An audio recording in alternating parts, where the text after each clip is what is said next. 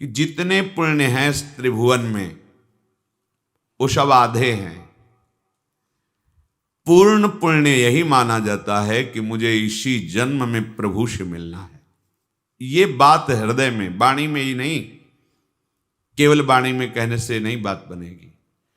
ये हृदय की बात हो जाए कि अब तो प्रभु के बिना हमारा जीवन निस्सार है, अब कहीं कुछ अच्छा नहीं लगता। आपके हृदय में जब प्रभु के मिलन की बात आ जाएगी तो आपको विषय भोग बमन की तरह दिखने लगे, घृणा होगी बात सुनने पे। अलम विषय वार्तया नरक कोटि भी वत्सया। विषय क्रिया की तो बात जाने दो, विषय की बात सुनते ही आपके अंदर घृणास्पद भाव आ जाए। कैसी बात? अलम विषय बंद करो विषय वार्ता, जो करोड़ नरकों से भी घृणास्पद है। नहीं, विषय भोग, निद्रा, चैन से उसे नींद आती है? नहीं, नींद नहीं आती, क्योंकि नींद तमोगुण जनित विश्राम स्थिति होती है और उपासक तो त्रिगुणातीत लक्ष्य में स्थित हो चुका है, उसे नींद कैसे आएगी? रात का एकांत समय अपने आराध्य देव के लिए आंसू बहाता हुआ व्यतीत करता है उपासक। पर वो बड़ा महामहिम भाव है। वहां तक पहुंचने के लिए हमें बहुत कुछ मिटाना होगा, बहुत कुछ हमें जलाना होगा। ये घर फूंक तमाशा देखना होता है, कुछ भी अपना ना रह जाए, कोई भी अपना बल ना रह जाए, न तपस्या का न भजन का। काहू के बल भजन को काहू के आचार, अपबल तपबल और बाहुबल चौथो बल है दाम। सूर किशोर कृपाते सब बल हारे को हरि नाम। ये अश्रु उसी के निकलते हैं जिसके हृदय में केवल बल महारानी जी का होता है।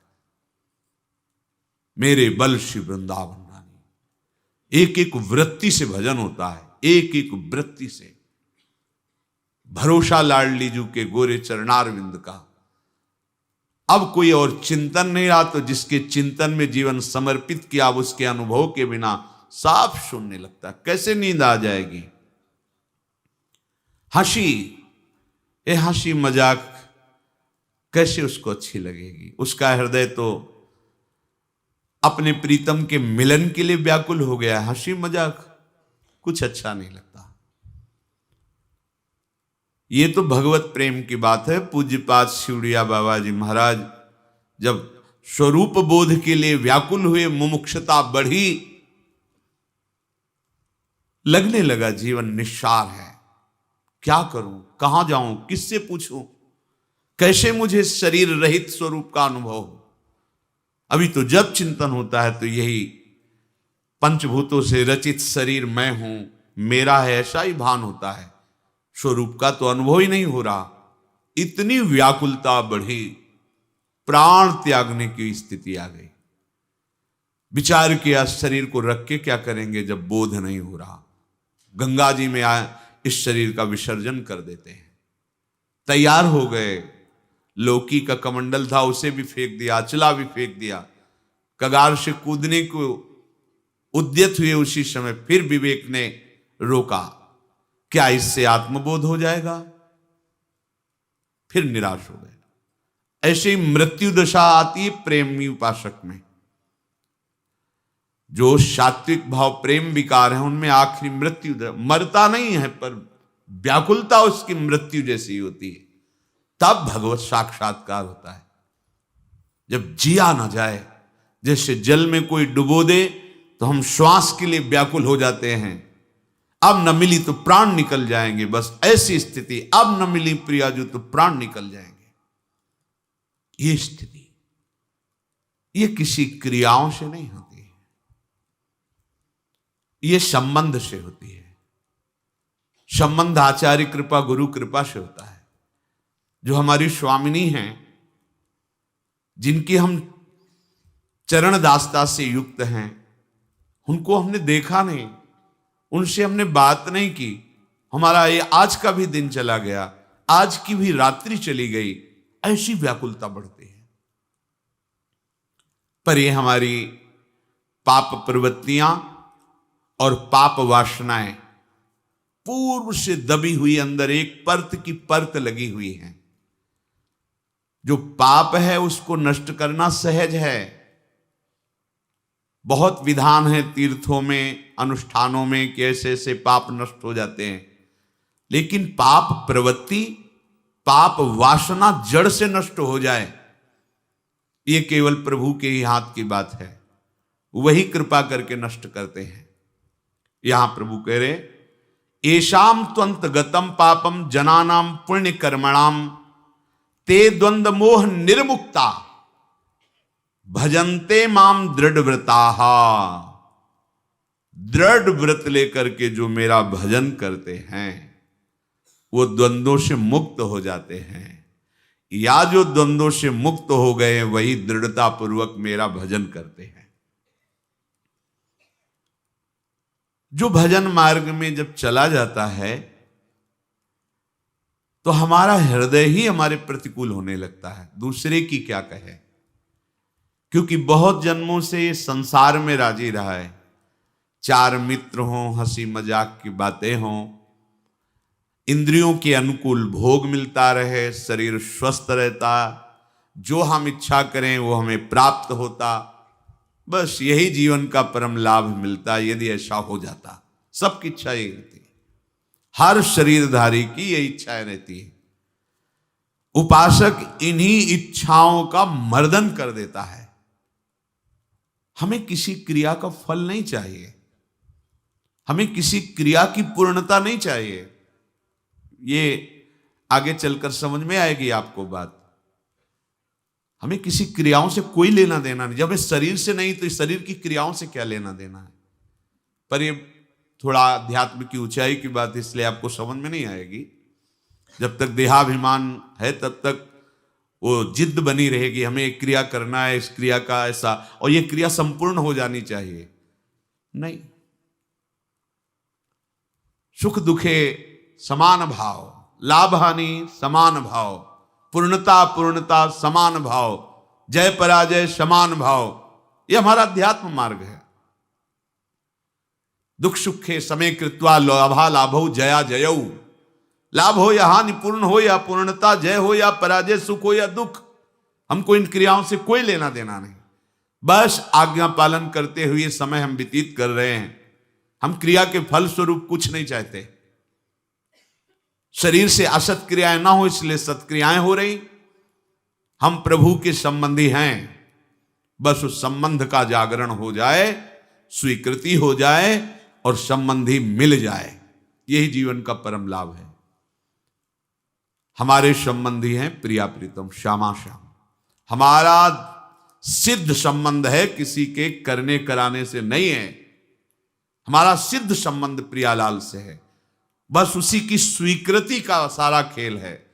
उनकी स्वीकृति हमारे हृदय में ऐसे हो जाए कि अन्य स्वीकृतियां सब नष्ट हो जाए। हम करना चाहते हैं स्वीकृति, पर अन्य स्वीकृतियां मिटाना नहीं चाहते, बातें हैं। हम मीरा जी की तरह कहना चाहते हैं मेरे तो गिरधर गोपाल, लेकिन मीरा जी की तरह अन्य संबंधों को मिटाना नहीं चाहते। दूसरों न कोई, देख लीजिए, ये शरीर भी मेरा नहीं, ये मन भी मेरा, दूसरों न कोई। मेरे तो गिरधर गोपाल, दूसरों न कोई, न कोई दूसरों। बहुत सूक्ष्म विषय है। स्थूल दृष्टि से देखो तो दूसरों न कोई, सूक्ष्म दृष्टि से देखो तो दूसरों न कोई। मेरे तो गिरधर गोपाल। ये जब तक पाप वासना, पाप प्रवृत्ति, तब तक ये बात नहीं आती, वाणी से भले बोलते रहे। ये जो द्वंद्व हैं, लाभ हानि, सुख दुख, पूर्णता अपूर्णता, जय पराजय, इन्हीं पर हमारी दृष्टि रहती है। द्वंद्व मोह निर्मुक्ता तब भजनते माम दृढ़ व्रताहा।